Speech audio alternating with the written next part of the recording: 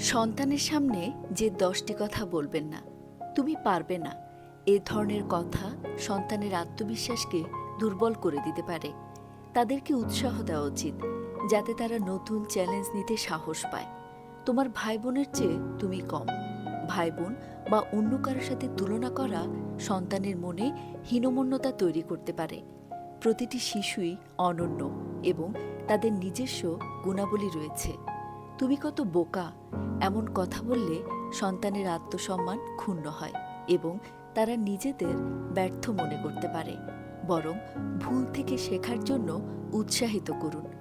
তোমার জন্য আমার জীবন নষ্ট হয়ে গেছে, এ ধরনের কথা সন্তানের মনে অপরাধবোধ ও দুঃখ তৈরি করতে পারে।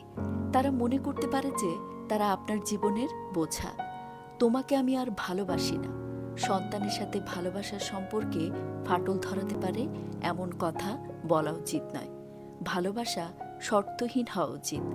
তুমি সবসময় ব্যর্থ, এ ধরনের কথা সন্তানের মধ্যে হতাশা ও আত্মবিশ্বাসের অভাব তৈরি করতে পারে। বরং তাদের প্রচেষ্টাকে স্বীকৃতি দিন। তোমার কোনো কাজই ঠিক হয় না, এ ধরনের কথা সন্তানের মধ্যে নেতিবাচক সেলফ ইমেজ তৈরি করতে পারে। তাদের ভুল থেকে শেখার সুযোগ দিন। তুমি আমার মতোই অলস আর মন্দ। সন্তানের মধ্যে নেতিবাচক বৈশিষ্ট্য জোরালো করে এমন কথা বলা উচিত নয়, বরং ইতিবাচক দিকগুলো তুলে ধরুন। তুমি যদি ভালো ফলাফল না করো, তাহলে তোমাকে আর ভালোবাসবো না। ভালোবাসার শর্তের উপর নির্ভর করা উচিত নয়। এটি সন্তানের মনে চাপ ও ভয় তৈরি করতে পারে। তুমি আমার কথা শুনলে না, তাই আমি তোমাকে ছেড়ে চলে যাব। এই ধরনের কথা সন্তানের মনে নিরাপত্তাহীনতা ও ভয় তৈরি করতে পারে।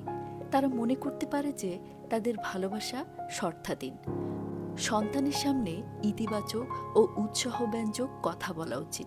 তাদের ভুল থেকে শেখার সুযোগ দিন এবং তাদের আত্মবিশ্বাস বাড়ানোর চেষ্টা করুন।